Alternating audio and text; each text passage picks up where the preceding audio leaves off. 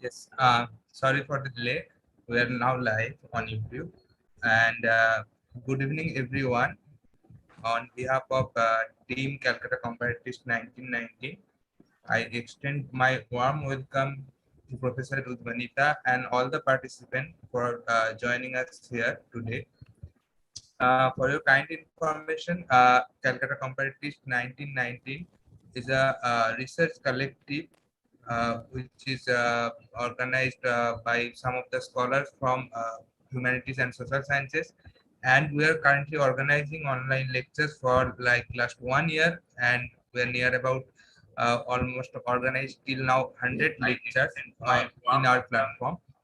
The whole inspiration came from the idea of Professor Ashutosh Mukherjee's vision of studying Indian languages and literature in Calcutta University and at the year of 1919. And from this history, we created these platforms for sharing research interest and ideas among the scholars from the different fields.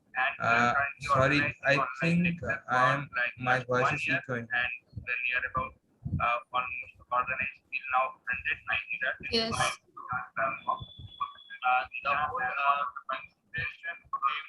But it's fine. You carry on. Okay.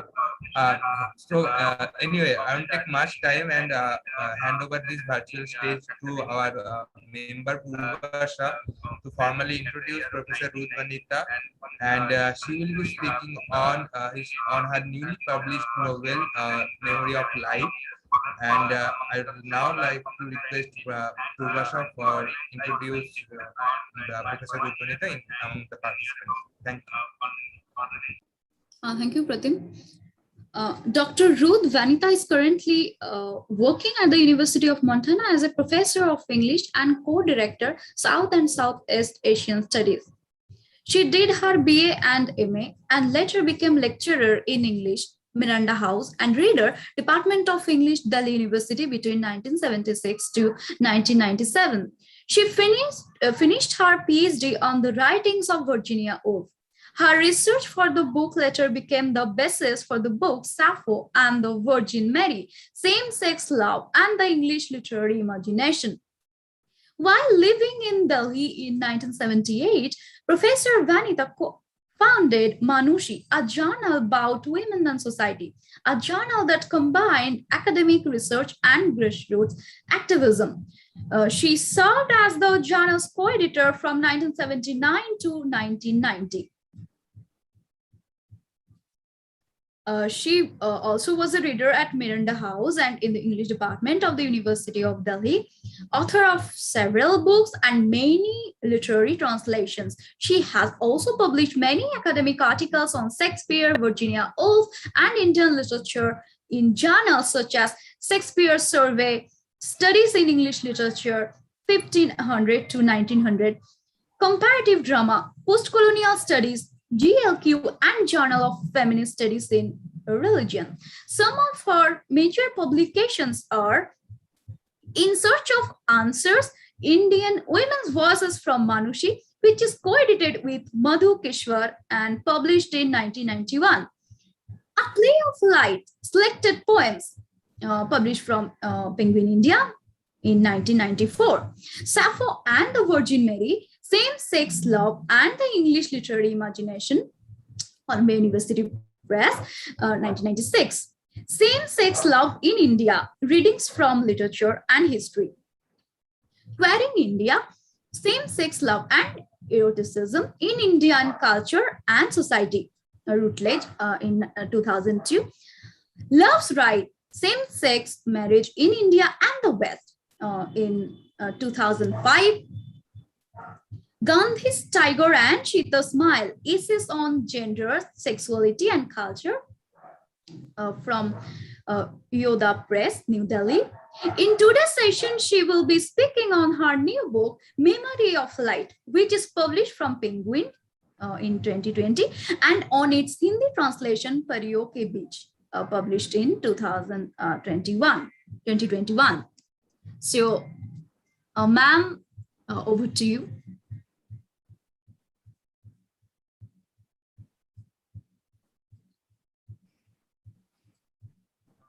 Ma'am, you are on mute. Ma'am, you are not audible. Please unmute All right. yourself. So when we conduct research in comparative literature and interdisciplinary research, we employ a set of methodologies.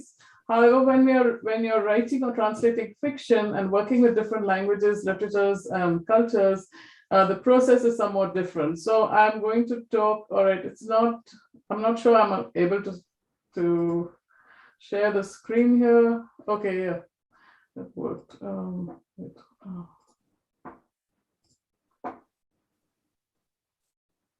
Yeah. Okay, so let me try to turn this into a slideshow.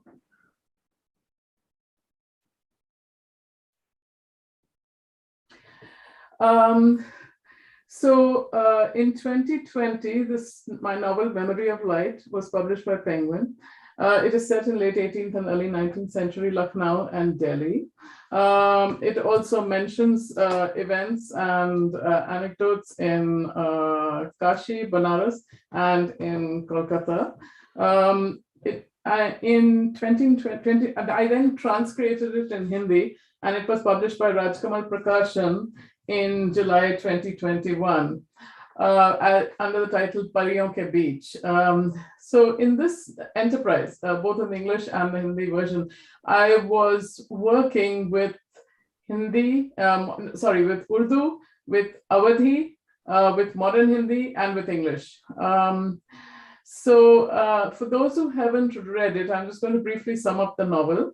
It is narrated by the poet Nafis Bai, a courtesan who lives in a kota, a wife who lives in a courtesan. All right, it's not allowing me. I think people are wanting to be admitted, and therefore I can't move my. I'm having trouble moving the slides. I'll try to. I'm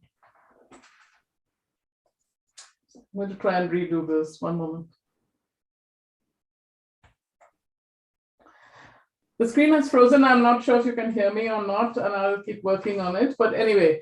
We can hear you, ma'am. So Memory of Light is narrated by the poet Nafis Bai, who is a Tawaf living in a kota in Lucknow with her whole household. As a middle-aged woman, Nafis recalls the highlight of her youth, which was her relationship with Chapla, a courtesan from Kashi. The relationship was a passionate romance, but it was also a close friendship, an intellectual and emotional friendship. Nafis also recounts the loves, the friendships, the rivalries, and the enmities of the women, men, and transgender people who live in her household and her neighborhood.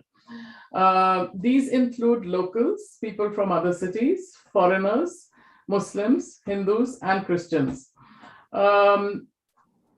There are traders, there are tawafs, there are noblemen, there are servants such as nursemaids, palanquin bearers, cooks, and most importantly, several male poets who are friends and colleagues of Nafis and the other women, since she and Chapla too are poets. So male-female non-sexual friendship is an important theme in the novel. So the world of this novel came alive in my imagination because I had been immersed for several years. I can't get out of this screen. It's amazing. Okay. Because I had been immersed for several years in 18th and 19th century Urdu poetry and prose. My 2012 book, Gender, Sex, and the City, is about Urdu poetry. And so I conducted a lot of research and read a lot of poetry and prose from the late 18th and from the 19th centuries. In the late 18th century, Urdu was also called Hindi. In fact, that was the first name for it. And Hindi meant the language of Hind, of India, as opposed to Farsi, which was the language of the court.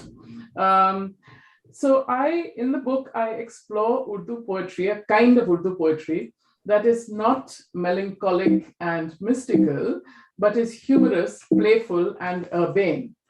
This poetry describes the lives, the loves, and the friendships of urban women and men, their activities, including shopping for fabrics, shopping for jewelry, cosmetics, going for picnics and excursions, conducting cross-sex and same-sex liaisons, etc.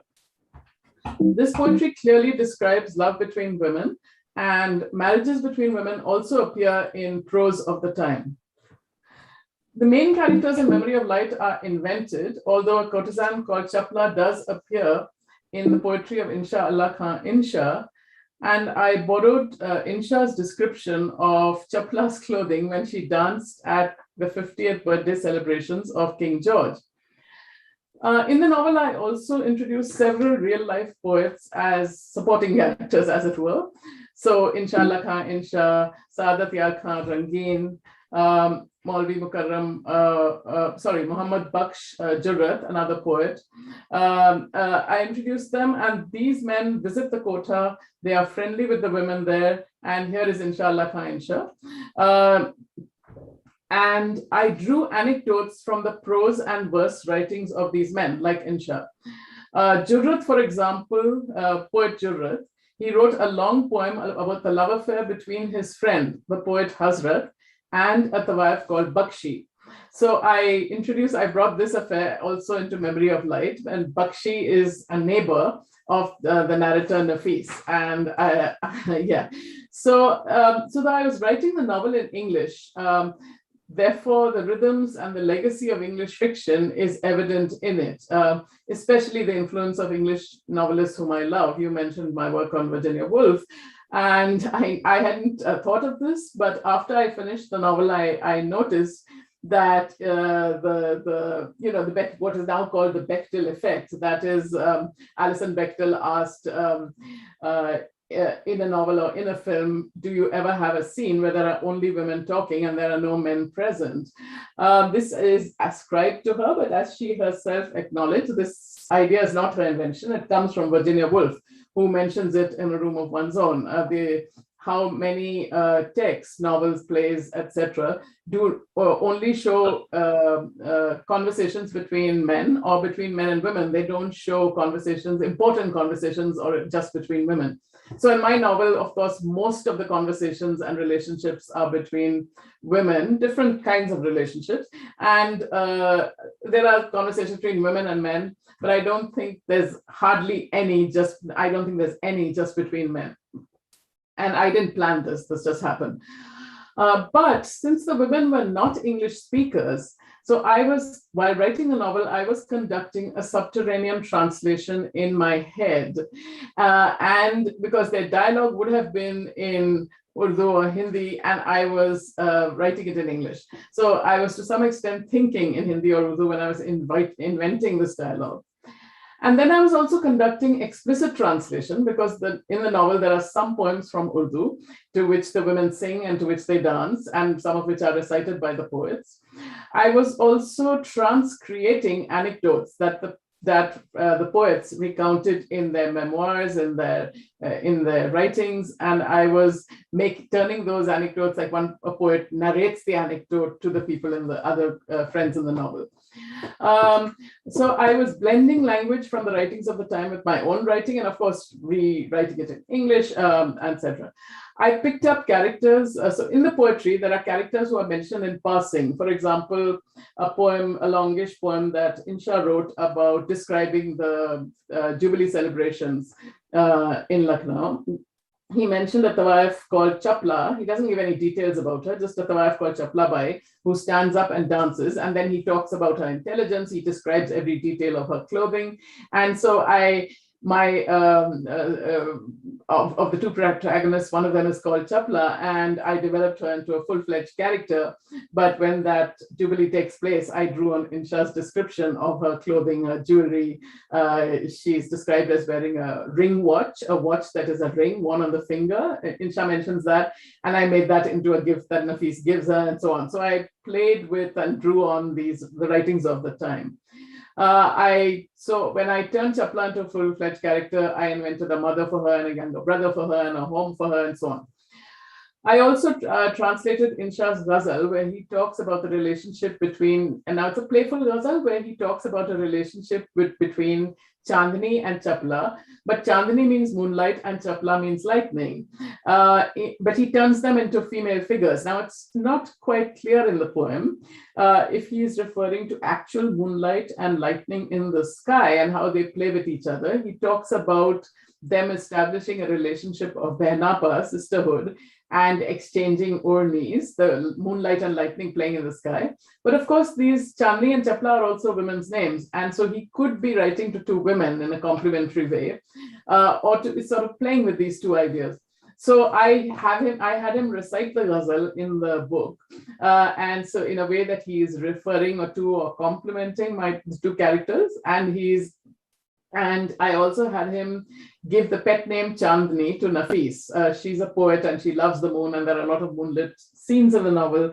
So he gives her the pet name Chandni, and Chapla already has the name Chapla. So the ghazal is about the evening and the sky, but it's also about the two of them. So this is a way in which the sources sort of blend into the novel. And I hope that the novel brings out the importance of women, especially of Tawaiffs, to the cultural life of pre-colonial cities like Delhi, Lucknow, Hyderabad, Banaras, Agra. And it also shows that not all Tawaiffs were Muslim. We have the stereotype that Tawaiffs were Muslim. That is not at all the case. Many of them were Hindu.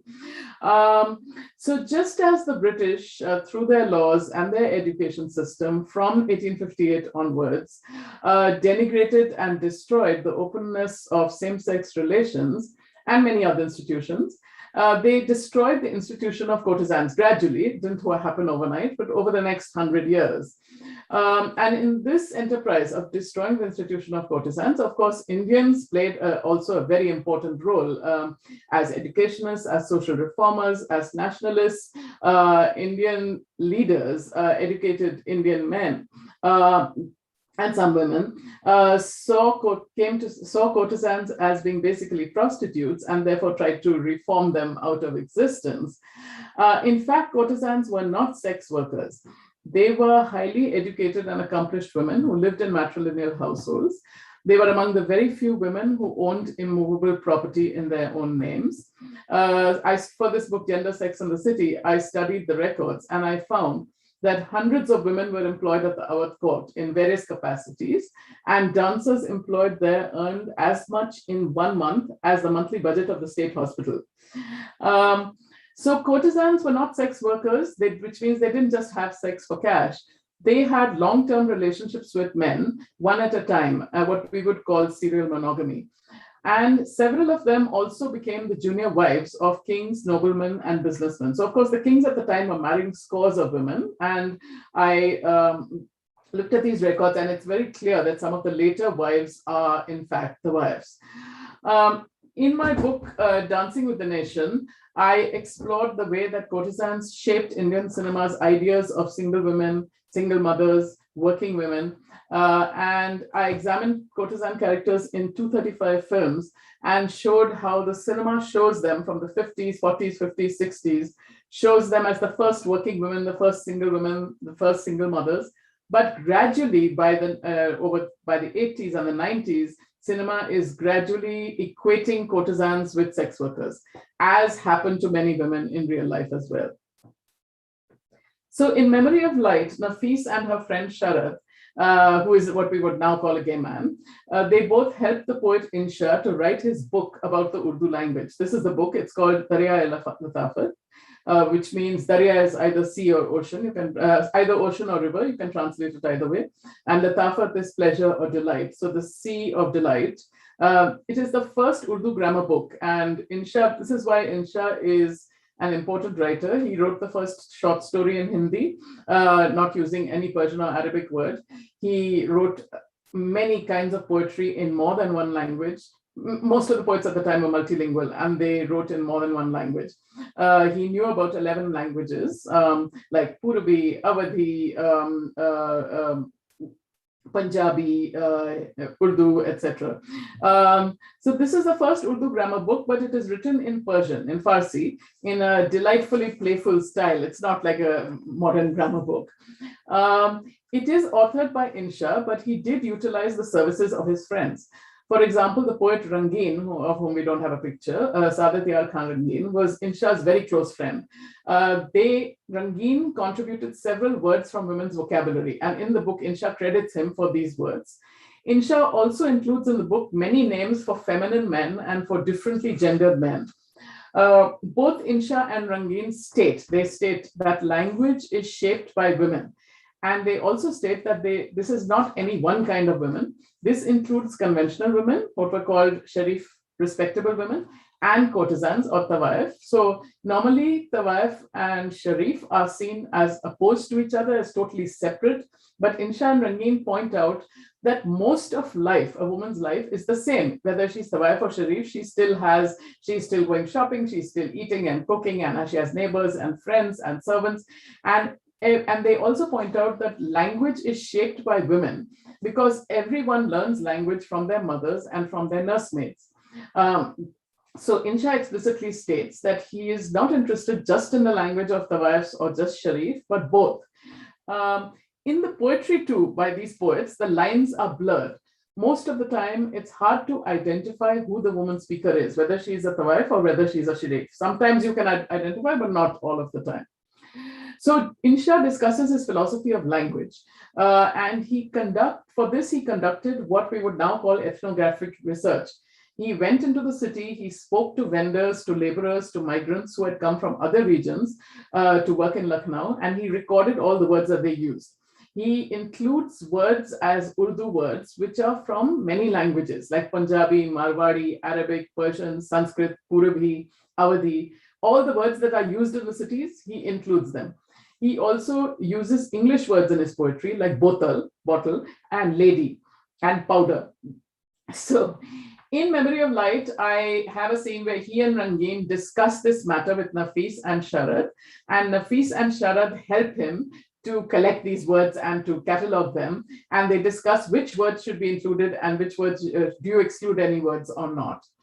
Okay, so poets like Insha and Rangin and many others wrote about relationships between men and women, women and women, men and men, but all in the same tones. Romantic poetry, melancholy poetry, humorous poetry, playful poetry.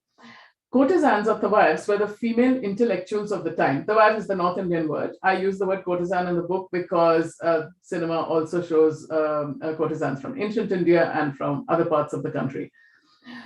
So the male poets and the tawaifs, the courtesans, performed in the same spaces at court, in the homes of nobility and businessmen, etc. And they shared patrons. So tawaifs were among the very few women who were able to have non-sexual friendships with men, which I also depict in the novel. Male poets and tawaifs also had working relationships. And what does that mean? It means that the male poets would write a poem, a long poem, praising a courtesan, sometimes by name, and the courtesan would then sing these poems and dance to these poems. In this way, they would advertise both their own skills and themselves and the poet's skills, because the poet's name appears in the poem. So I depict this in my novel. And I'll now read an excerpt from the novel where the women are invited to perform at the house of poet Rangin. Now, Rangin actually did invite the wives to perform at his house. He describes this occasion in one of his poems. At this time in the novel, Nafis is in love with Chapla, but she hasn't stated it. So Nafis, but they sort of know it, but they haven't stated it. So Nafis decides to sing a ghazal by Rangin in which a woman praises her female lover. Chapla is not expecting this, but when the song is sung, she dances to the song and she understands what Nafis is doing. So the poem, the ghazal is of course by Rangin and the translation is mine. And in the novel, I include both the Urdu in English transcription and my translation. So that's a bit awkward, but I wanted to keep the original language for Indian readers who can understand most of it, because the Urdu that these poets wrote in, unlike the Urdu of say Ghalib, these poets wrote in Urdu that it's very easily understandable today. When I read it aloud, most people think that it has just been written now. They are surprised that it was written so long ago. Okay, so I'll read a little excerpt. So when they're dressed, it begins when they're dressing up for the occasion. That red actually looks lovely on you, Chapla said, popping in while I was getting ready. Her eyes running over me made me shy and I turned away. Did she remember that I was in red the first time she saw me. Here, let me try something different with your hair. She came up behind me and began to rebraid it.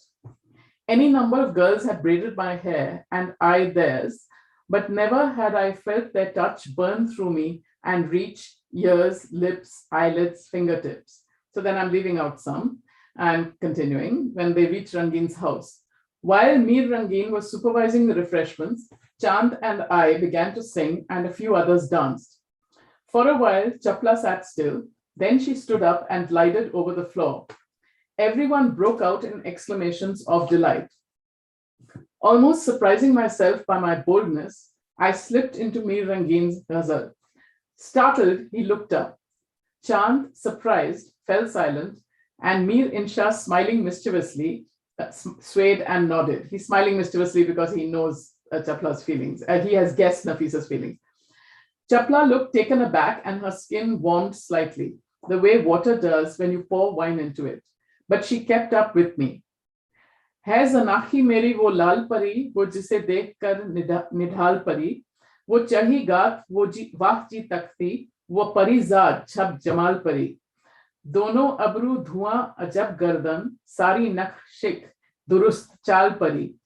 बोलना खूब, रूठना अच्छा, हंसना बेदाद और मलाल परी. My Zanaki, Zanaki means girlfriend, is the kind of red fairy, the sight of whom makes languid any fairy. That swelling bosom, magnificent breasts, fairy born with the beauty of a fairy.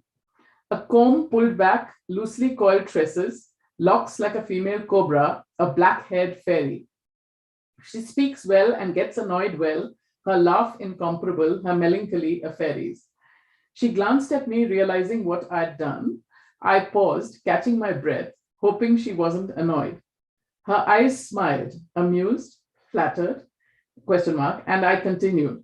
It was a longer song than I was used to singing alone, but I managed, and Mir Rangin looked gratified. So I'm leaving out some of it. Okay, I'm going to leave out some of it then. And it ends, the extract ends with, a storm of applause broke out directed at Chapla, Mir Rangin, and me. She sank down beside me and whispered, "You are much naughtier than you seem, aren't you?" And so it ends there. So in Memory of Light, I imagine how a same-sex relationship might have unfolded in a world that had not yet internalized modern homophobia, which was imported from the West somewhat later. This had to be a pre-1857 world, because 1857 was, I think, a watershed in North India. In Same-Sex Love in India, Salim Kidwai and I argued that 1857 was the breaking point. After 1857, Indian worldviews that were earlier open to many types of eroticism, pleasure, and play were transformed and largely erased. Educated Indians' self-view changed. Their confidence in their own culture, their own sexual and social arrangements was deeply shaken, and they tried to remake themselves in the image of their Victorian conquerors.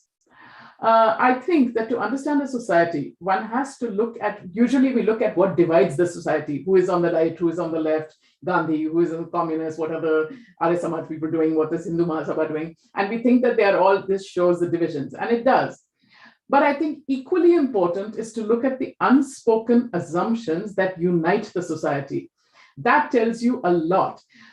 For example, all groupings of nationalists and social reformers, from Arya Samaj to Hindu Mahasabha to Muslim League to Gandhi to the Communist Party, everyone was united in upholding heterosexual monogamy, saying that that is the way to live, and considering homosexuality a perversion universally, and considering tawaifs to be prostitutes who must be reformed out of existence. Yeah.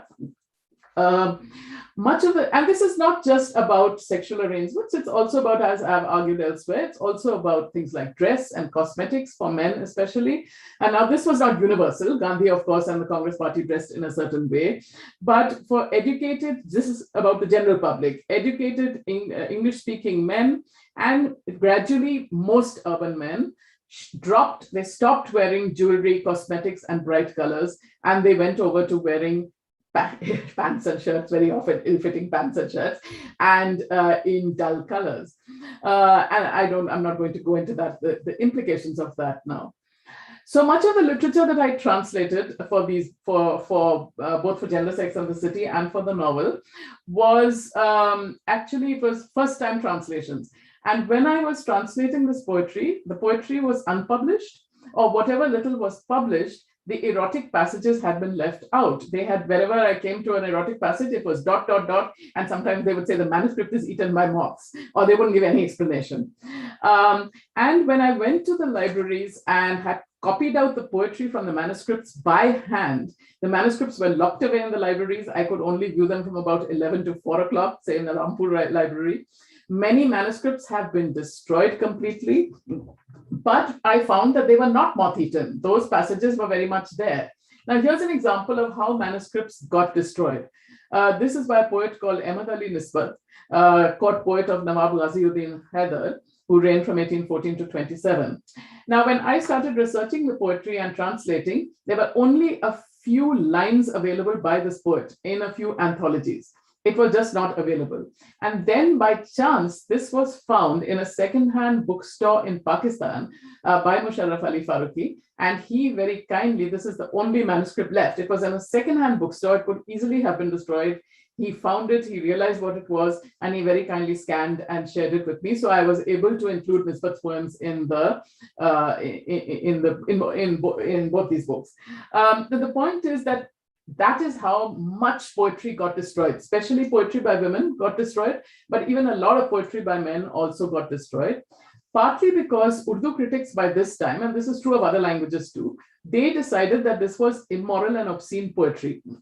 So poets like Rangeen and Jurrat, who wrote very freely and irreverently about love, desire, and religion as well. They wrote very freely about religion in a way that you absolutely could not write today. They were removed from the canon, and their work was declared obscene and immoral. Inshaa's poetry, some of it, a little bit of it survived and is available, but he is not taught, it was not taught in schools and colleges. He is out of the canon. Some of his work had to be kept because he had written this book on Urdu grammar. He had written the first Hindi short story. So he had to be mentioned, but not in the way he was in his lifetime. All of these were extremely popular and famous poets in their lifetime. Okay, so the poets were removed, I think, largely because they wrote in detail about same-sex love. For example, Saadat Yar Khan Rangeen, Inshaa's close friend, he recorded how women formed couples by exchanging food items, and one of these rituals was considered a marriage between two women. I translated these writings of Rangeen in my book Love's Right, Same-Sex Marriage in India. It was published in 2005. This is a new updated edition, published in 2021, just now. And I was looking at these young women in modern India who commit suicide together or run away together. These are reported since 1980, hundreds of them. And I was looking for where did these women, was this idea of same-sex marriage there at all in India before the 20th century? It certainly didn't come from the West, because 1980, there was no talk of same-sex marriage. Even in the West, it was not legal anywhere. And there was no movement for it. So that is where I included Rangeen's writings on a marriage between women. He actually calls it a marriage. The women exchange food items, and then they are considered married among their female companions. So in the novel, I also include one such marriage. So I'm just going to read an example of a poem by Inshaa in which a man is speaking to a man. Your cheek is made for kisses. Why shouldn't I ask for kisses? As soon as I put my mouth on your lips, the kiss left a red mark there. Locks falling over that face say we have woven a net of kisses. In the morning, the cheeks were blue, caused by last night's thought of kisses. The cheeks were blue, that refers to the facial hair that grows overnight. And then Jaan nikle hai, o miyan, de dal, aaj vada natal, boseka. So in case in the earlier part of the poem, it's not entirely clear whether the man is speaking to a man or a woman. It becomes totally clear in this line where he addresses him as O miyan. Oh, sir, I am dying. Do give it to me. Today, act on your promise of a kiss. So, of course, it's playful, but there are also a lot of serious poems about love between men as well. So in our book, Same-Sex Love in India, we recovered the terms today, which had become largely lost. The terms that were used for what is called lesbianism in English. For example, the word chapti literally means sticking or clinging. Poets like Jurrat and Nazir Akbarabadi wrote poems called Chapti Nama. This is a Chapti Nama by Jurrat. And chapti was a word for sexual love between women. So chapti nama was a kind of poem that told a story about lesbian love. Also in this poetry, there were many words for a woman's intimate friend or lover, such as dogana, the most commonly used word, which means doubled or a second self, dogana, and several other words such as zanakhi and ilaichi, which were based on the rituals that women used to form female couples. But it's not just attitudes to, as I said, it's not just attitudes to same-sex love or to sexuality or to courtesans that change. The entire worldview of educated Indians shifts from the idea that life is about pleasure and joy, or at least it's partly about pleasure and joy. There is a shift to the idea that life is all about work and all about changing the world. Just think, and this again is shared by everyone from so-called right to so-called left. Just think of when we go to a party, what are one of the first questions we ask people is, what do you do? What is your work? That was not a question, the first question you would ask people in the 18th, 19th century. It would be more about what they were interested in. Similarly, literary critics from the late 19th century onwards insisted that poetry should not, the ghazal in particular, should not be about love and wine. It should be about nature and it should be about social reform. So basically, to write literature that is just for enjoyment or pleasure comes to be seen as irresponsible and decadent at worst or trivial at best. Now, this doesn't mean people stopped having fun. Of course, they continued to have fun. But when they wrote about it, they feel that they must give it a serious coloring. Almost in every genre this happens, and in every language. There are few exceptions, but this is the rule.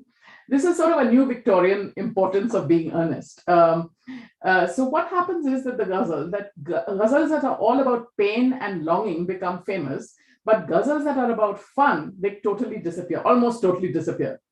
So my novel is an attempt to capture that playful, pleasurable, and colorful world with its everyday enjoyment of a proto-consumerist culture.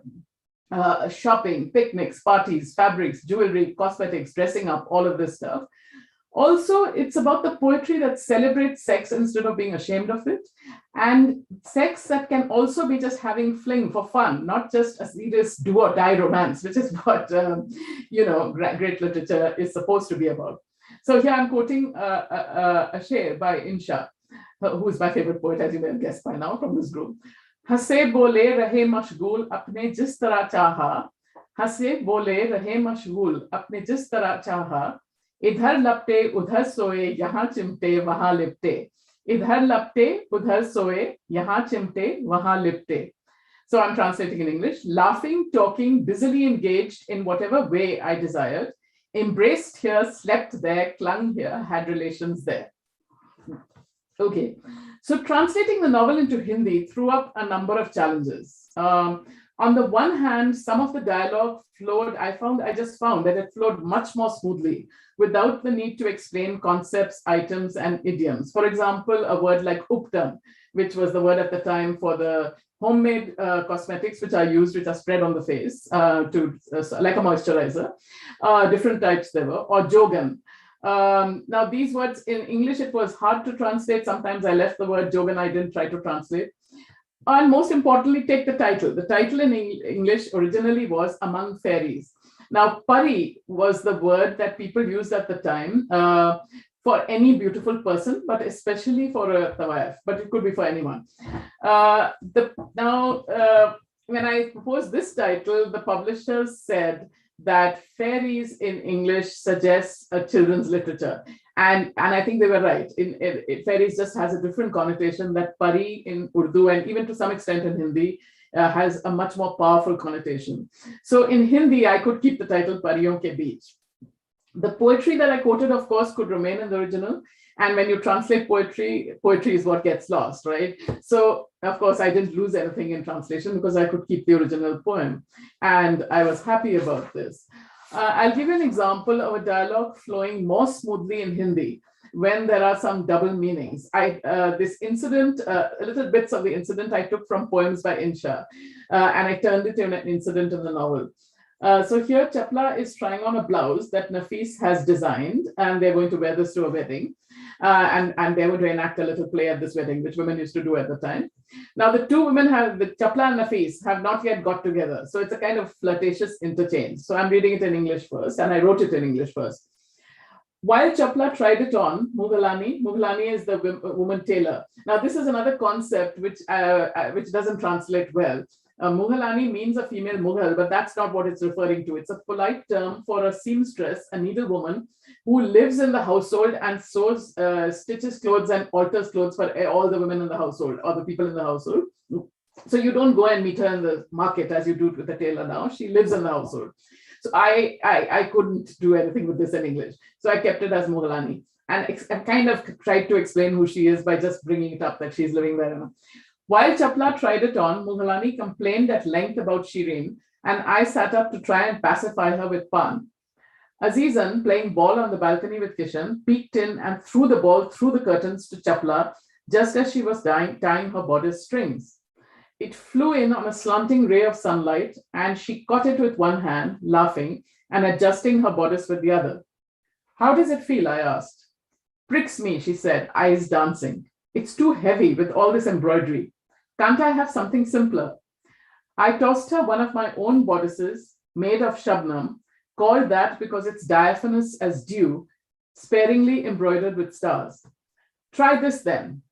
Oblivious, Mughalani commented, "The stars will sink in that one." "Yes, both kinds of stars," I said daringly. The blood rose to Chapla's face and Azizan cackled with glee. Now, as you see, I had to keep Mughalani. I, of course, kept Pan in the original. I had to change Angiya into bodice, which is not quite the same thing. The bodice is made of Shabnam in the poem, and I had to explain what Shabnam is, because Shabnam just means dew, but it refers to a kind of fabric which is so light, just like dew. So I had to explain, called that because it's diaphanous as dew, but that's a bit awkward. So now I'm reading in Hindi. चपला पहनकर देखने लगी, तब तक मुगलानी शीरीन की शिकायत करती रही. उन्हें ठंडा करने वास्ते मैं बीड़ा लगाने लगी. गलियारे में किशन के साथ खेलती हुई अजीजन ने पर्दों में से झांक कर चपला को गेंद फेंका. धूप की किरण पर उड़ती हुई आई गेंद. चपला अंगिया की डोर बांध रही थी. हंसकर एक हाथ से उसको पकड़ लिया. ठीक आ गया? मैंने पूछा. चुभती है, आंखें नचाकर बोली. बहुत भारी है निगोड़ी. कोई सादी सी मेरे वास्ते नहीं बन सकती. मैंने अपनी एक शबनम की अंगिया उसकी तरफ फेंकी. उस पर थोड़ी सी कढ़ाई थी सितारों की. इसे पहनकर देख लो. उसकी तो कटोरियों में तारे डूबेंगे, मुगलानी बोली. हाँ, दोनों तरह के तारे, मैंने गुस्ताखी से कहा. चपला के मुंह पर लालिमा उभर आई. अजीजन की हंसी छूट गई. Now the word katori, which means the cups of the bodice, I couldn't get that in English, and so I left it out. The reference here is to a poem, a ghazal by Insha, and about where a woman says this, chupti hai, ye to nigodi bhari angiya. This is the original line. Chupti hai, ye to nigodi bhari angiya. Koi saadi si mere vaste ladi le angiya. Yeah. Now that's a song that, why do I have Smita Patil on this cover? Because she sings this song by Insha in the film Mandi. She actually sings this song by Insha and acts it out in a very charming way. So yeah. On the other hand, there are certain words in English for which, so there's another side to this, which is that there are words in English too, for which there isn't a simple Hindi or Urdu equivalent. For example, one of the other girls of the quota says to Nafis, in my novel, the girl says to Nafis about Chapla, she's a cold fish, don't you think? And Nafis replies, no, she's just reserved. Now, reserved, that concept, that idea, there's no exact equivalent for it in Hindi or Urdu. You can say Sharmili, that's shy, and that has a totally different connotation. So I made it, nahi, ekant pasand hai, maine jawab diya. But ekant pasand it doesn't have the, it's kind of, it's somewhat different from reserved, though it conveys the idea. So an overall problem that I had was, when translating the novel into Hindi, was what kind of Hindi to use. I couldn't use a heavily Persianized Urdu, because most modern readers wouldn't understand it. I also couldn't use the kind of beautifully Sanskritic Hindi that, say, someone like Mahadevi Verma uses. I've just translated her book, My Family. And I couldn't use that because that would not have been spoken by someone like Nafis. Chapla might have spoken some of it. She's from Banaras, but Nafis would not. So then I tried to draw on colloquial Awadhi and Braj Bhasha. I'm going to try and unshare now. I hope you could see. Were you able to see the PowerPoint? Yes. You were? Hello? Yes, ma'am. Please share once and I will confirm.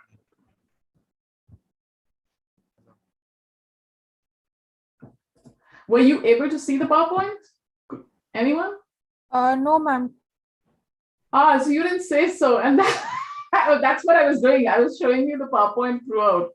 But let me try very quickly to just run through it. Okay, because I had a lot of pictures to show. So, okay, this is the English novel. This is the Hindi novel, Pariyon Ke Beech. This is the Hindi novel. A bit slower, please. Huh? A bit slower. Now I'm just going through the pictures that I was showing all this time, but you didn't tell me that you couldn't see them. Otherwise, I would have fixed it. Anyhow, so this, all right, this is the English novel Memory of Light, which I was reading from. This is my Hindi translation of the novel. Now I hope it's going to work. This is my Hindi translation of the novel as Pariyon Ke Beech, and I talked about changing that, being able to use that original title. This is my book on Urdu poetry, Gender, Sex, and the City, with Smita Patil on the cover, and she sings that song by Insha in the film Mandi. This is Insha Allah Khan Insha, the poet whom I quote and who is a character in my novel. And this is his book, Darya-e-Latafat, which is a grammar book of Urdu, but written in Farsi. This is my book on Tawafs of courtesans in Bombay cinema. It's called Dancing with the Nation. This is the manuscript which I said was lost, and I couldn't find any poetry by this poet. But then this manuscript was one of the manuscripts, there must have been more than one, was found in a secondhand bookshop in Pakistan by Musharraf Ali Farooqi. And he sent me a scan. It's a very big, fat manuscript of complete works of this poet, Nisbat, and beautifully illustrated, not illustrated, beautiful calligraphy and gold work on it. And so I was able to use the poems in the book because he sent me the scan very kindly. This is my book on same-sex marriage in modern India, where I translated Rangin's prose descriptions of women becoming female couples and getting married to each other.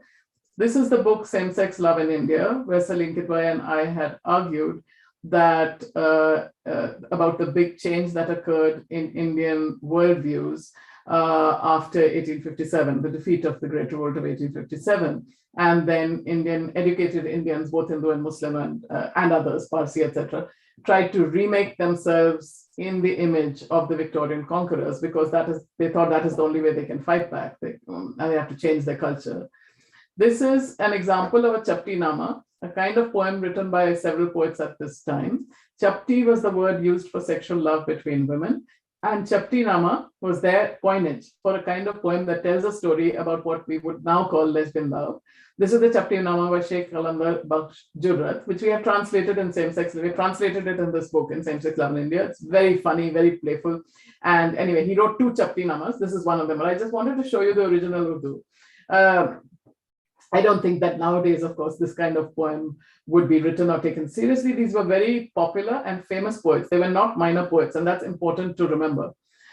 This is the book by Mahadevi Verma that I have about her. She calls it My Family, and it's about her animal companions, whom she considers her family. And I was talking about the beautifully Sanskritic Hindi that she uses, which I translated here, but that could not have been used in the novel because that is not the kind of Hindi that the wives would have been speaking. But also I couldn't use Persianized Urdu in the novel because then most readers today wouldn't understand it. So what I did was I drew on 2 languages, Awadhi and Braj Bhasha. And that was appropriate because Awadhi was the local language of Lucknow. Even today, many Muslims speak Awadhi at home. They may speak Urdu outside the house, and that was the case even then. There was the language you spoke at home and the language you spoke outside and the language you spoke in court. So men would speak Awadhi mostly at home, Urdu outside with other men, and Persian at the court. Women, many women didn't know Persian, some did, but they would speak, but basically at home you would speak a mixture of Awadhi and Urdu, which is still the case today, though dying out maybe. And similarly in Banaras, you would might speak a more, you would read Sanskrit, you might speak a more Sanskritic kind of Hindi as the Tawafs did, but you would speak Banarsi Boli at home or Braj Bhasha, whatever, at home. There were many languages floating around. And as I said, these poets wrote in many languages. Okay, so I tried to draw on colloquial Awadhi, Braj Bhasha, Banarsi Boli to write the dialogue. The problem there was that there are many local words in these languages which would be understood even today in the region, but they wouldn't be understood today by readers of standard Hindi. And I'm writing the Hindi novel for readers. Many of the readers would be speakers of standard Hindi, and they wouldn't understand these words. And I didn't want to load the novel with glossaries and footnotes. That's not what a novel should be. It should read smoothly. So that was something I had to really work on and change languages, change words, etc., to make the Hindi understandable and yet keep it somewhat true to the time. Another dilemma, somewhat different dilemma, arose from translating emotion-charged descriptions in English, which draw on the specific resources of the English language, and was hard to translate in Hindi. And I'm not sure. I'll read you one passage just to see what you think of it. So when the Imambara, the famous Imambara in Lucknow, was built during this time, it was new. And so the whole group of friends, women and men, go to see that. And in the Imambara, there's a Bhul Bhulaiya, a maze, a very famous maze. And they go into that. And then Nafis is thinking about her relationship in her head. And when she goes in there, she thinks. They have not yet got together, but she's in love with Chapla, and so she's thinking about it. A Bhul Bhulaiya indeed, where any step can be forgotten, every turn lures one to escape the light, to venture just a little further into the narrowing shadows of dark passages, hoping that an unimaginable path lies round the corner, a tunnel leading to another road, another city, glimpsed through windows looking out on unfamiliar views, dead ends where one may rest unobserved. I had visions of her getting lost in the maze and running into my arms in some narrow channel. But instead, we all stayed together, and Nadira, as usual, Nadira is her close friend, ended up holding my arm until we stepped out on the enormous rectangular rooftop. I unlinked myself as soon as I could and gravitated to the gallery that ran along the four sides of the rectangle. It was perfectly balanced, the arches, the domes, the fretwork, repeated all around. In one of the open archways topped by a dome, she stood, she is Chapla, drenched in sunlight, silhouetted against the sky. I went up to her, a filing drawn by a magnet, and we gazed at the city spread before us and beyond, quiet fields and groves stretching to sky's end. Now, just to give you one example of a word, rectangle, ayat in Hindi, mastatil in Urdu, neither of those words really works in this description. So I had to drop it and pretty much rewrite the whole description. Naam bilkul sahi hai bhul bulaiya, jahan har kadam par pichle kadam ko bhula dene ka dar ho, हर मोड़ पर रोशनी से बचने का बुलावा हो, अंधियारे गलियारों की छायाओं में जरा सा आगे बढ़ने का बुलावा, अगले कोने पर ख्यालों से परे किसी पथ, किसी सुरंग की उम्मीद में जो ले जाए दूसरी राह से दूसरे शहर तक, खिड़कियों से जिसकी अनजान नजारों की झलक भर मिली हो, या बंद कूचों की जहां आंख बचाकर आराम लिया जा सके।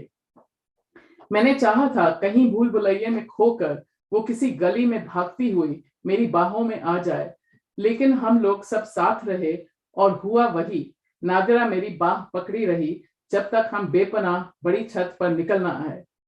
जल्द ही अपने को छुड़ाकर मैं छत की चारों ओर के गलियारों की तरफ गई।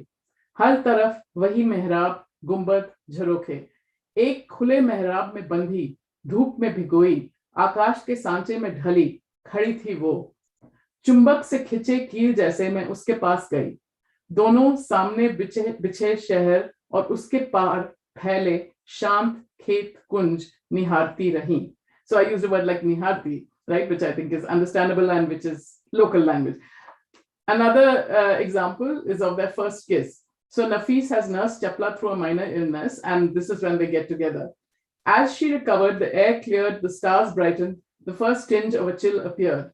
Often we sat up almost till dawn. That particular night, she was showing me her mother's collections of old paintings. Only one light burnt as she unfolded the silk wrappings. We sat close together, heads bent over the delicate fabrics. Raga Bihag, she said, A woman in mustard gold and red on a flowered bed, shoulders bent backwards, arms stretched above her head as if awaking from sleep. Another stepping towards her with a hand mirror, and a third turning away to pick blossoms from a tree just outside the canopy. As we looked down at the picture, our fingers touched, entwined, sent lightning coursing up my arm. Our hands opened, covered each other, closed, bone fierce against bone. A gust blew in from the balcony, set the little bells on the hookah tinkling, and the flame went out. In blessed darkness, we slid back on the divan against the wall. Her lips traveled up my arm. Moonlight showed me her face, mouth half open as if in agony. We were still. Then I grasped her face with both hands.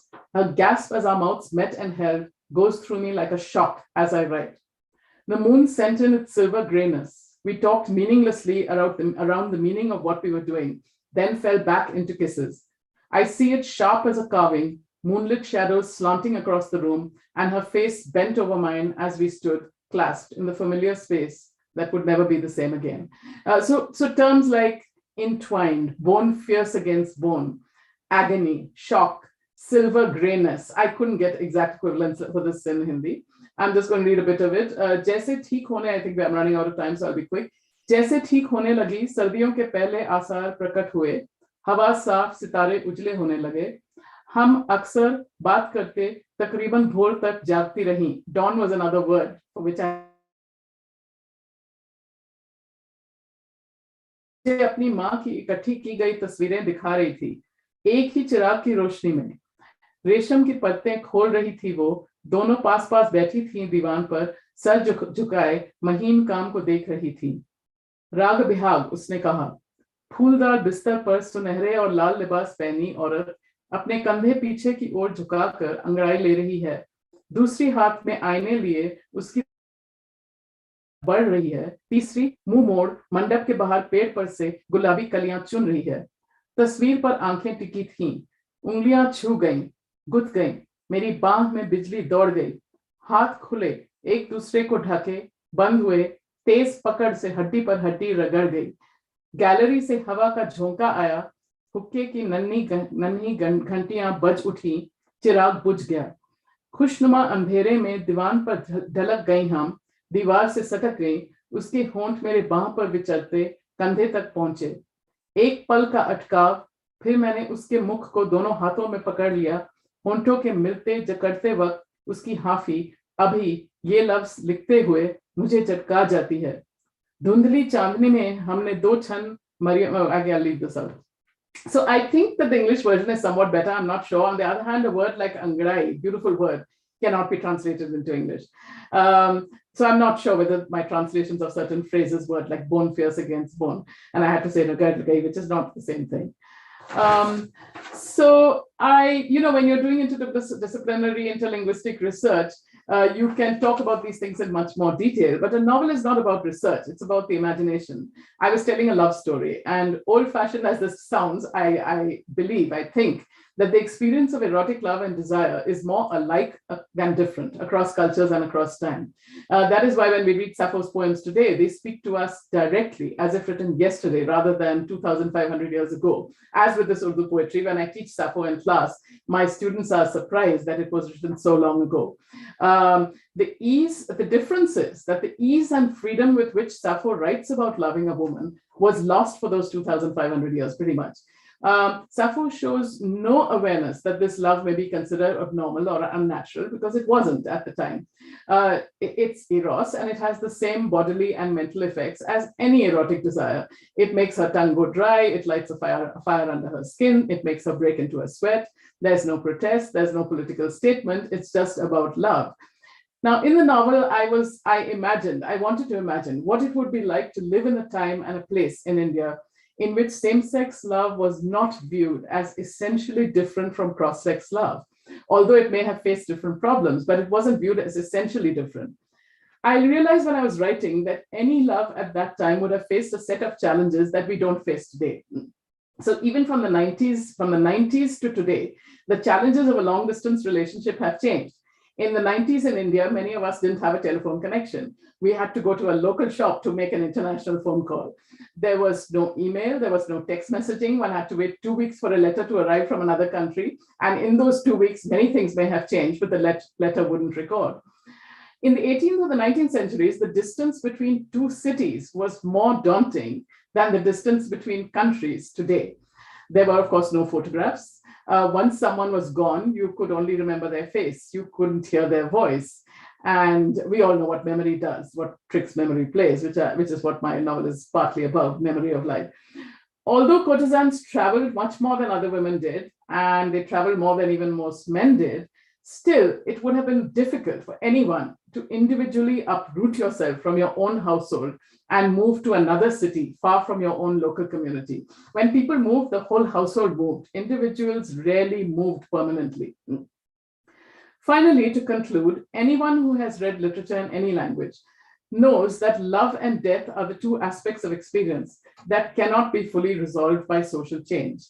Even if there was a perfectly free, just, and equal world, if such a world were possible, which I don't think it is, one would still lose those whom one loves to death. There's no getting around that. And one would still face the problem, another problem of unrequited love or semi-requited love. The problem of people changing, the problem of people growing apart, as the Panchatantra puts it, the loss of friends. That cannot be solved in any society. So how to retain relationships and how to appreciate them as they change, even when they are become something that you didn't want and you didn't expect, you wanted them to be different. That's a central question in my novel, as it is in much literature and as it is in life. Thank you.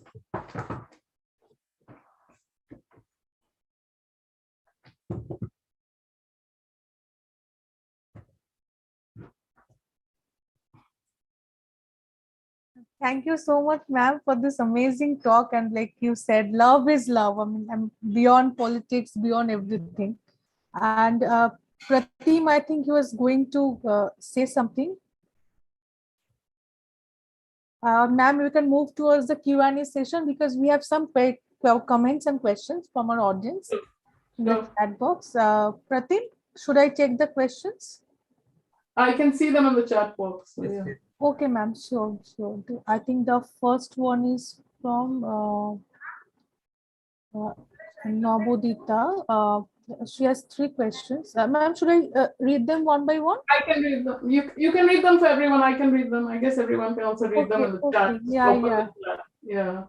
So look, she's asking, does neocolonialism have an impact on the sexual choice of women? I think she's like meaning. This is not relevant to my talk at all, and it's not relevant to any of my work. I don't use the term neocolonialism. It's a totally different period, so I'm not going to address this. Sorry. The questions should be relevant to what I'm talking about and to my research. That's not my area of research or work. Yes, ma'am, sure. Same is true of how do you think the concept of midlife crisis of women has been covered by Indian cinema? I don't know. That's not my field. I wrote about courtesans in cinema. I've written about brother-sister relationships in cinema. I've written about male-male relationships in cinema. But I can talk about that. I haven't thought about the midlife crisis, if there is such a thing, and that's, I think, invented in the West at a certain point. Can implementation of feminism in school curriculum have an impact for the grassroots level? I don't know. Sorry. Again, this is completely outside my field. Okay, I'll take the next one. Can you bring more light on quota as a spatial identity of pre-colonial or later in colonial India to investigate same-sex relationships? Well, that's what I've written about in the book Gender, Sex and the City, which I showed you the picture of. And so I'm talking there about, I do talk about spaces in the quota, and not just in the quota, spaces in homes at the time, which were all, some of them were all female spaces and some of them were mixed spaces. For example, the rooftop of the house. The quota means the rooftop, it means the upper story. But every house also had a quota, right? Had a roof. And there you can, so in this is the book in which I discuss it. If you're interested in reading it, you'll get the answers there. So I talk about the rooftops.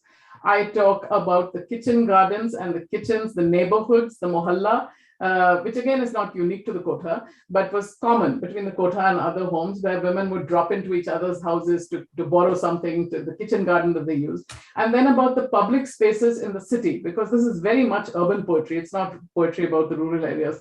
So the gardens in the city where the women are described going together, sneaking around in the gardens even today, the parks in the city are where lovers go to meet, right?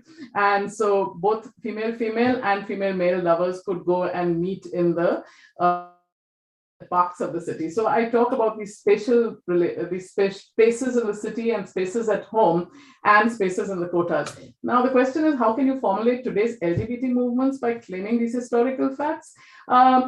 Yes, it's good to know that there were same-sex relationships in the past, and that's what a lot of my research has been about.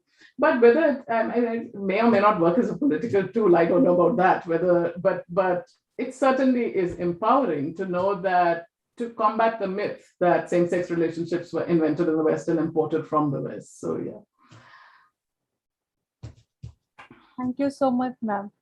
The next question is from Tulika. She's asking, she's saying that, many people who don't consider homosexual relationship, they mostly say that how those homosexual couples can give birth to their child. Society only thinks that a relationship or a marriage is only for, I think she means that only for owning children and nothing else. Homosexuality is challenging this typical idea of marriage that's still prevalent today. In this case, what kind of difficulties did the homosexual couple deal with in the 19th century? And how did they overcome that? Okay. Okay. Then she talks about lahaf, which is of course not 19th century at all. But okay, so the question that marriage, the idea that marriage is only for having children, if you look at the marriage vows, Hindu marriage vows, for example, from the Vedic vows, it is certainly not about only having children. There are 7 vows, and the last vow is for friendship, the friendship between the two partners. It's about so many things in life. So children could be one of them. I have my next book called The Dharma of Justice is about the Ramayana and Mahabharata and debates in the Ramayana and Mahabharata about gender, about animals, and about Varna. So there I have talked about the whole concept of marriage. That marriage, there's a debate on marriage between a male and a female sage, and she is beyond the childbearing age, but she wants to get married. Now, what do you say about that? That is precisely the point. There are many heterosexual relationships where they do not have children. Either they don't want to have children, today they choose not to have children, or they cannot have children. One of them or both of them may be infertile, they cannot have children. And also, what about getting married after a certain age? What about a woman who has a hysterectomy? Should she not get married? If somebody wants to get married, she wants to marry, can she not marry? Now, that's up to her, but it's not illegal. The point is about the law. Under the law, it is perfectly legal for 2 people who are 70 years old to get married. Obviously, they can't have children if a man and woman who are 70 get married. It's perfectly legal for a woman to get married who has had a hysterectomy. It's perfectly legal for 2 people to get married and decide not to have children, or even decide not to have sex. Gandhi had had followers like Kripalanis who got married and lived together all their lives, but they decided not to have sex and to have a celibate marriage. The marriage is still legal. If one of them dies, the other still inherits the property, right? They are still husband and wife in the society. So the point is not about what people think. It doesn't matter what people think. Suppose, what I mean by this is this. Suppose a 20-year-old man gets married to a 40-year-old woman. Everybody, we have had many Hindi films about this, and society may think this is a very bad idea, right? She may not be able to have children. If 2 70-year-old people get married, man and woman, society may think how stupid this is, why they get married at this age. So society will think all these things. That's not the point. The point is, what does the law say? According to the law, the marriage is legal. If 2 consenting adults want to get married, children have nothing to do with it. Sex has nothing to do with it. If they want to get married and live in a sexless relationship, or they want to have sex but don't want to have children, this is entirely up to them. What 2 married people do in private is absolutely up to them. The law has nothing to say about it. The only point is that the law says any consenting adult, man and woman, can get married. Right? Now, society will have a lot to say about it. Society will criticize them if they marry after a certain age, or will keep asking them, why are you not having children? Why are you not having children? If a man and woman decide not to have children, they will never hear the end of this question, right? Till they're 60 years old, they'll keep being asked, why are you not having children? But it doesn't matter. It matters. They shouldn't be asked this question, but it doesn't matter because the law protects them. And that is the point about same-sex marriage.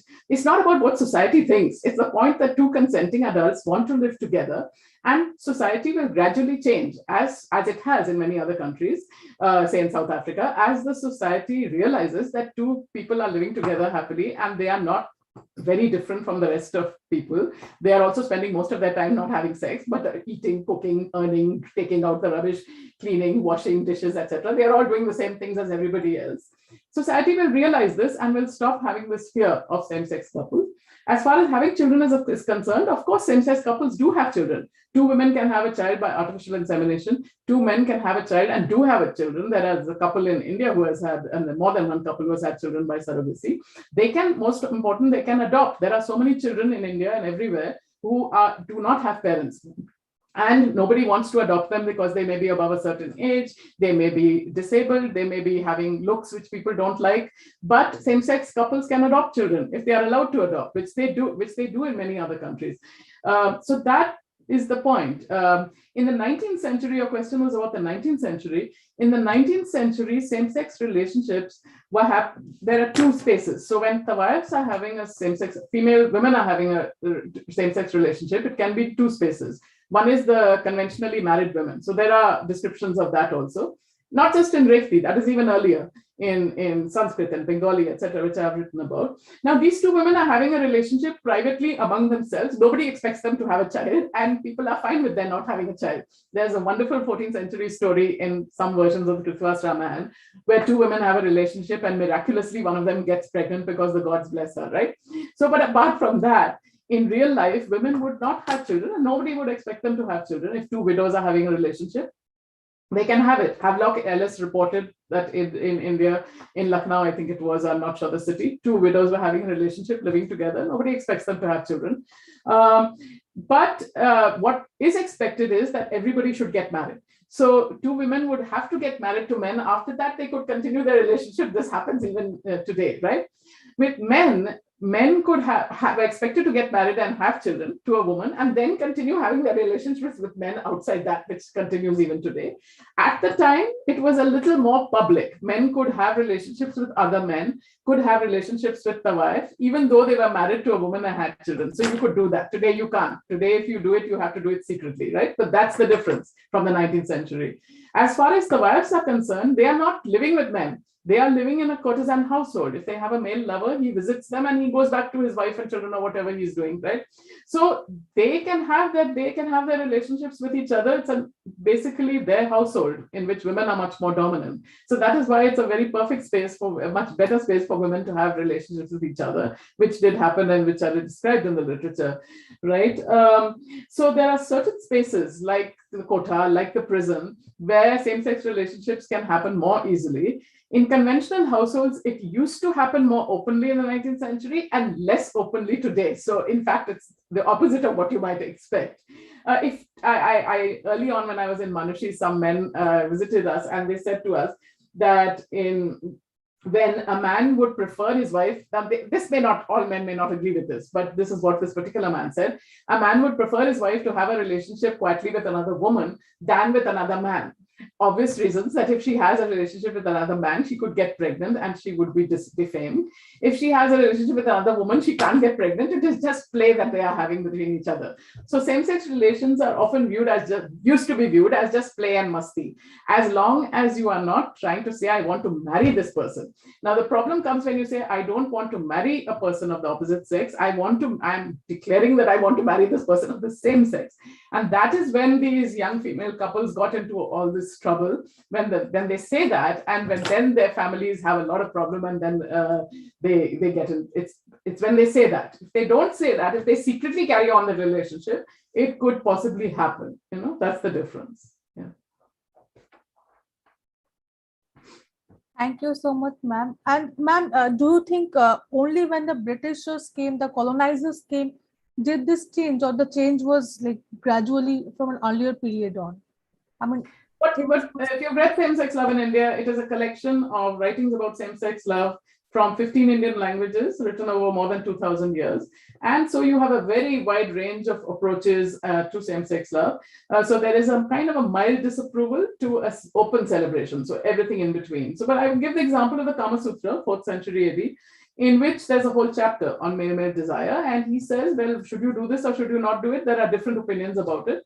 And I think, the writer says, I think you should take everything into consideration, take the circumstances, take what you want to do, take what are your opportunities, and then you decide what to do.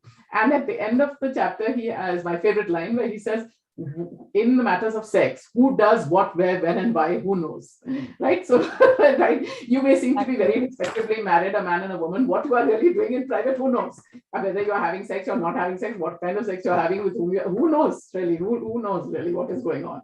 So that is, I think, and when you said that they change only with colonialism, no. So I would say we said in this book that there was a minor type of heterosex, there was definitely heterosexism, and there was a minor type of homophobia before. For instance, Emperor Akbar issued a farman, he kind of told all his noblemen, don't have relationships with men and stop this. But did anyone pay attention? No, they continued having their relationships and writing about it. And he didn't make any law and he didn't try to punish them, but he was disapproving of it. So that was the kind of thing you had. But what happens with the British rule in 1861 is changing the law. The law is the important thing I would again emphasize. Attitudes may vary, but they made it illegal. They made it criminal. And that makes all the difference. Yeah. And that was 1861, ma'am. The law. Yes, so immediately after 1857, right? They took over the rule of India officially in 1857. And in 1861, they made that law. Then they also took over the entire educational system and the administration. And they basically taught in a certain way to make this disappear. You know, not just this, but so many things disappear, right?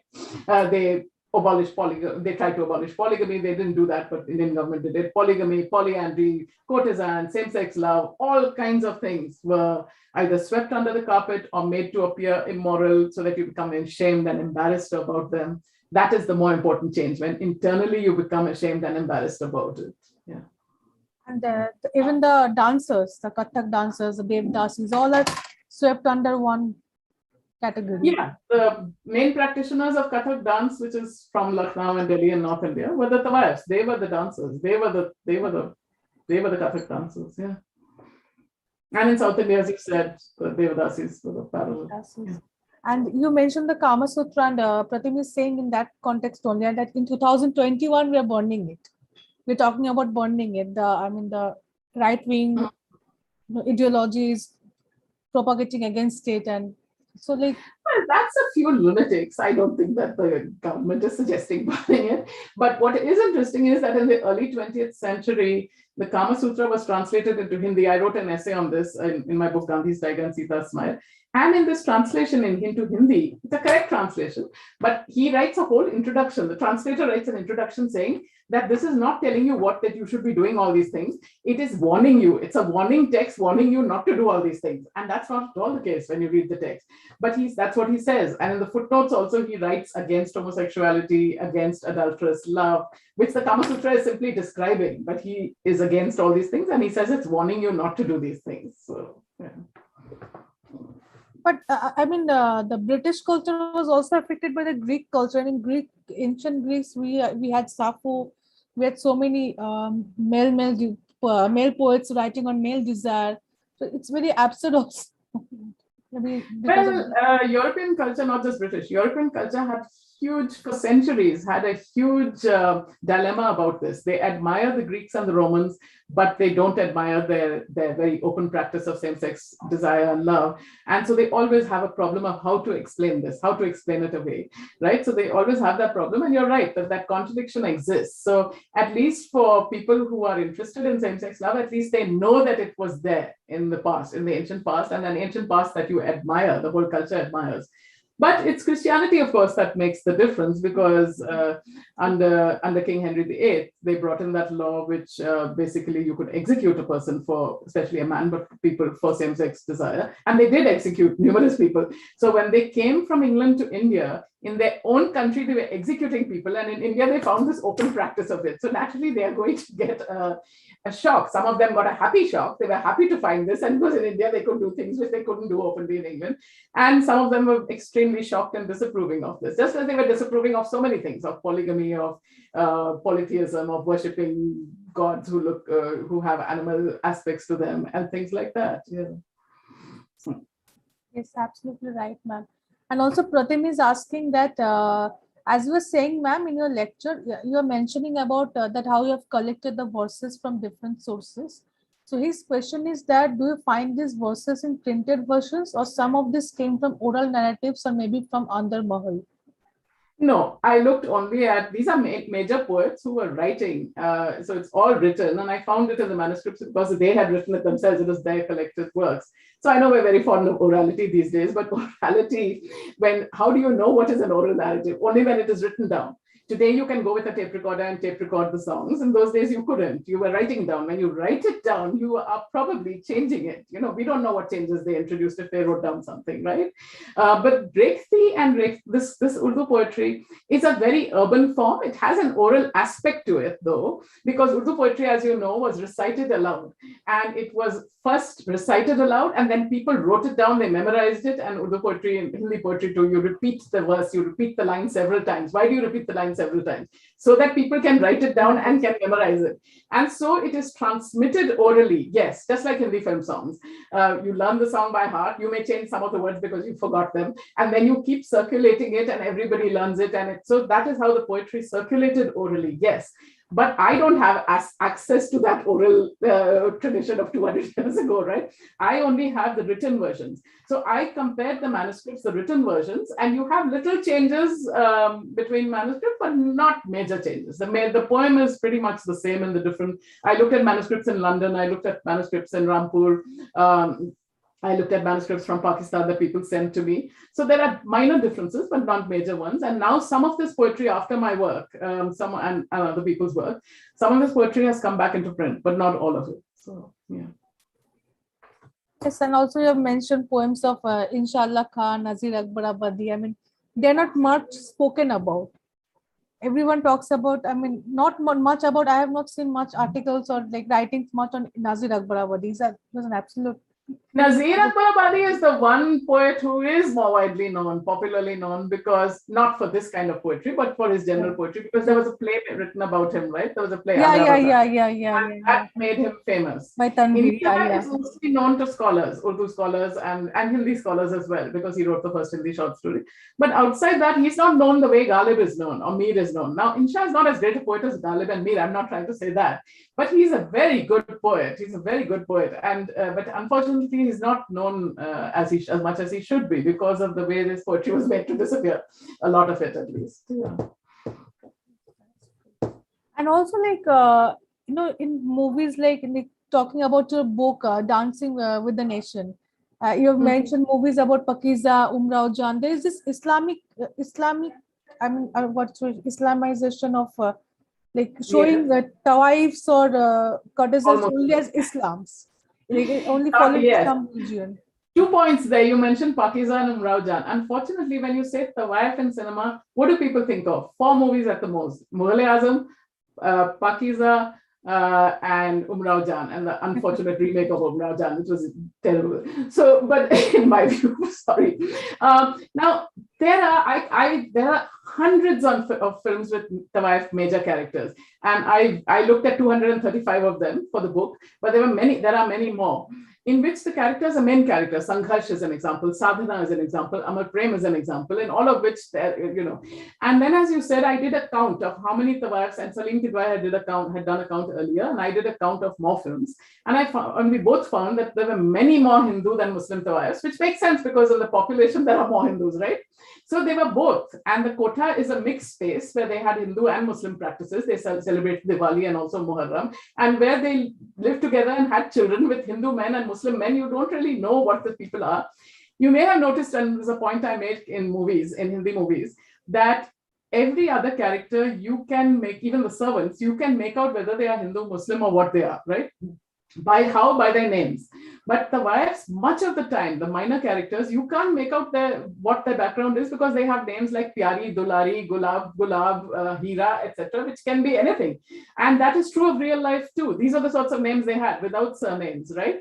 So these are the points which are missed because we only think of those major 4 films, and we don't think of all these other many popular films that were there. Yeah. Yes. Rajeshri ma'am has also mentioned Amrapali Utsav. Yes. And I mean, so it was like basically we can actually take a lesson from that period.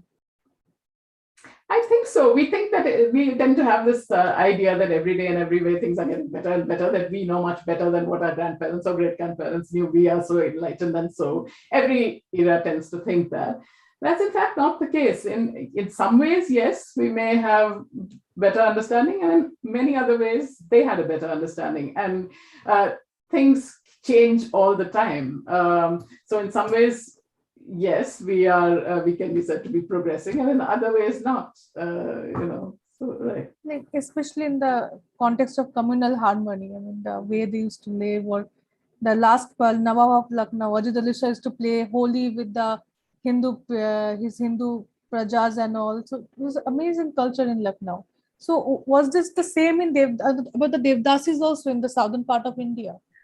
I don't know much about Devdasis, only what is in the. I mean, other people have worked on it, and yes, I have heard that in when the courtesans were declared to be sex workers, many of them went into Tamil films, just as in the north they went to Hindi films.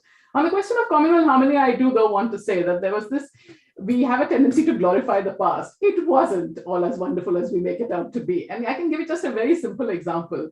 In Urdu poetry, all the Hindus were also writing Urdu poetry. They were also speaking Urdu. But who are the poets who get the attention, and how many? I looked at all back the poets that I study, their students. You made the disciples and you teach them how to write Urdu poetry.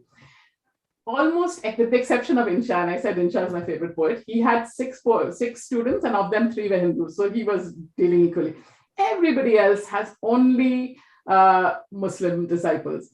And there were very good Hindu poets who get almost zero attention at the time and even today. So that's a very minor example, but there were lots of clashes. There was lots of conflict. And yes, Lucknow was a brief moment, a very brief moment, and one place, a brief moment in history, I mean, 100 years. And in one place, Lucknow, where there was relatively more communal harmony, which continued even afterwards. Even at partition, there were no riots. They had a tradition of that. They had Shia and Sunni riots. There are a lot of Shia Sunni riots, but not in the Muslim ones. So people are going to kill each other one way or the other. But in other places, in Delhi, and I show this in the novel, when she goes from Lucknow to Delhi to visit Delhi, she's very aware of the bloodshed that has happened in Delhi just in the previous 50, 100 years. The killings, the massacres, the individual executions of people by various Mughal emperors. So it's not this wonderful picture that we think it was. There are little pockets where that might happen, and there are little enclaves like the Tawaf's Kotha, where there is harmony because all the clients from different groups are coming there, and they are. But in everyday life, most people lived very separate lives. Hindus and they might have friends. In public, men would have friends, but not in everyday life in their homes as much at all. So yeah, I think today we have many more. We have much more friendships with people from different groups because we have more mobility. We travel much more easily. We have all these social media and other Technology so and everything. circumstances have changed. Yeah. Yes, and thank you, ma'am. And Rajeshri Ranawat has a question. What do you have to say about the present-day portrayal of same-sex love, especially in web series like Made in Heaven, Four More Shots, Please, etc.? I haven't seen them, I'm afraid, so I can't comment. I can only comment on movies, and I thought it was a wonderful portrayal in Shubh Mangal Zyada Savdhan. This is the movie I was waiting for all my life, the Hindi movie. It was a real Hindi movie, not a goody PC movie, but a real Hindi movie with all the joys of Hindi movies, but which also showed a same-sex relationship just wonderfully, playfully, humorously, joyously, with the sadness as well and everything in it. Yeah. Yes, absolutely. It was an amazing movie. Yeah. And I'm waiting for the One on Two Women in that kind of movie, the mainstream Hindi movie, not a art movie, but a mainstream movie. Yeah. Yes. Okay. Probably stop. Yeah. Yeah, we can stop it. Yes, Pratim, I'll pass over the mic to you now. Yes, I think already we have one. So anyway, thank you everyone, and on behalf of the team Calcutta Competition 1919 and its members, I would like to convey our hearty thanks to Professor Rudvanita for her excellent lecture on the topic Memory of Light. a big thank you to ma'am for sharing your ideas and views on this book. And I would like to express our gratitude to you for responding to us and coming to our forum. And we're really inspired by your great words. Thank you everyone, and thank you again to ma'am for being with us today. And here we officially conclude the session for now. Good night to everyone, and a good morning to Professor Vanita. Thank you. Okay, thank you. Good morning, ma'am. Have a good day. Bye, everyone. Bye.